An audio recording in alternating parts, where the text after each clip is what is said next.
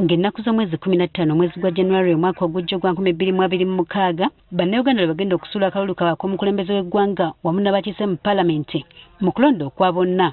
Onojjukira nti okulonda kwa bonna okuzze kubaawo kuzze kuggweera mu kkooti okuggyako kwa 2021 okwawangulwa munna NRM Yoweri Kaguta Museveni eyamega munna FDC ebiseera ebyo Dr. Kizza Besigye.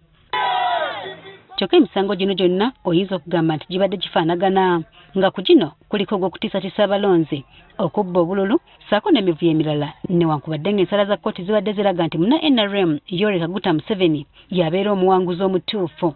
Kino era kyalabwako ne mu kulonda kwa 2021 munna NUP Robert Kyagulanyi Ssentamu bwe yaddukira mu kkooti nga wakanya obuwanguzi bwa munna NRM Yoweri Kaguta Museveni ng'agamba nti okulonda kwalimu okubba obululu n'emivuyo emirala newankubadde ye ng'omusango guno teyagulinda kusalibwa kkooti n'aguggyayo n'aguzza mu ye kye yayita kkooti y'abantu. Ono yeesigama ku nsonga omwali Ssaabalamuzi okugenda okusisinkana Pulezidenti Museveni eyawawaabirwa nga n'omusango tegunnaba kusalibwa. Awamu n'abalamuzi abamu okubeera n'akakwate ne Pulezidenti Museveni nga tasuubirayo kalungi konna yifwe okusala ebya kkooti y'amateeka abyesonyiwe. Ffenno nga National Unity Platform twasazeewo nti tetugenda kwetaba mwoyo vulugu okubuzaabuza bannayuganda n'olw'ensonga ezo ze tubawadde bassebo ne bannyabo twasazeewo omusango tuguggyeyo mu kkooti yaabwe tuguze mu kkooti y'abantu. Katayinza okugamba nti engeri y'okusalira ekizibu ky'okubba obululu amagezi akwatidde ekibiina kino ku bbendera ku ky'omukulembeze w'eggwanga Robert Kyagulanyi Ssentamu yavaayo n'enteekateeka y'okunga abawagizi be okwetaba butereevu mu kukuuma akalulu k'omulundi guno mu kye yatuuma kanoonye kalonde kakuume bwe bakabba kabanje oba protest vote. Ono azze akunga abantu okuvayo balonde mu bungi babeerewo mu kubalibwa kw'obululu okutuusa mu kulangirirwa nga batunula nkaliriza si kulwa nga babayisa kulitalaba. Omala okulonda tovaawo tewali musango gw'obozizza. Oula ebigambo ebyayogeddwa ssentebe w'akakiiko k'ebyokulonda omulamuzi Simon Byabakama oyinza okugamba nti banjireetawo kiremya mu nteekateeka y'abano. Ono yalabudde nti oyo yenna aneetantala mu kwetaba mu kukuuma akalulu nga tayise mu mateeka talina kwejjusa biyinza kumutuukako. Nze singa mbadde gwe mukama wange ndagamba genda obeere voter protector nze sijja kuva waka kubanga abagenda bayoola ng'enseenene mu kinonoki naye g'onoojja n'amakooti gondizi voter protector ojja gasigaawo. Mu mbeera eno twogeddeko n'omu ku balondoola ebyokulonda ku mutendera gw'ensi yonna Charity Ahimbisibwe.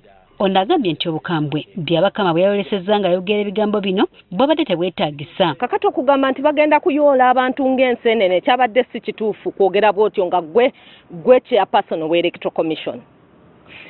Yandigambye nti etteeka litugamba nti bw'omala okuba akalulu sooka odde ewaka okomewo ssaawa 10 olabe ekivudde mu kulonda. Kubanga ebivudde mu kulonda bikolebwa ffe abalonzi ate ffe abalonzi ffe bennyini abalina okumanya ki ekivuddeyo kyeva ekigambo kya results transmission kigambo kikulu.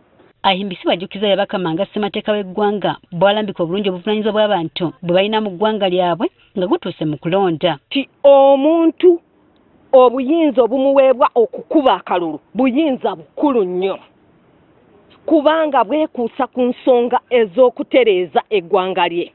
Akawaayiro 38 ne katugamba nti Munnayuganda ayina obuyinza okwefugira mu nsonga ez'obufuzi. Kati gwe ovaawa okugamba Munnayuganda nti bagenda kuyoola ng'enseenene kubanga weenyigidde mu nsonga ez'obufuzi kubanga weenyigidde mu nsonga erinda akaluluko obeera osukkirizaamuko. Ono agamba nti ebbanga lyonna kibadde mu nkola ya wano abantu okukuuma akalulu kaabwe n'okwerondera abakulembeze be baagala nga balambikibwa ssemateeka. Era akimanyina bulungi mwami Byabakama nti atira nnyo okugamba ba presidential candidates nti bw'olaba ng'ensonga zivudde mu nteeko abantu baagala kulwana abantu tebali bulungi mubagambe bakuume ki emirembe. Kakati boogera ngaani okubagamba okukuuma emirembe? Lwaki babeera balina okubagamba okukuuma emirembe? Boogera ngaani? Katonda ayagala akakiiko k'ebyokulonda kakole omulimu gwako mu ng'eteraga kyekubiira bannayuganda basobole okukesigana akalulu kaabwe. Obutawukanako n'ono ne munnamateeka Alan Mulindwa ategeezezza nga bano kye bakola bwe kitali mu mateeka. Teri tteeka ligamba muntu nti bw'amala okulonda akole ki aveeyo ku police station agende. Ono ategeezezza ng'etteeka bwe liriko okulungamya kwe likola kyokka si kugobera ddala bantu mu kifo kino.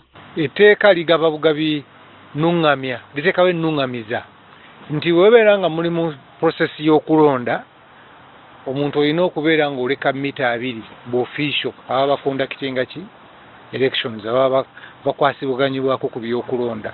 Ezo mita 2 zolina okubaleka mu bwe tubeera ng'okulonda kugaddibwawo ne tukamuseera nti kati tuseera byakubala abakalulu mulina okuleka mita 100. So etteeka eriwo eryakolebwa paliamenti okulonda okuba kuwedde abantu bakkirizibwa.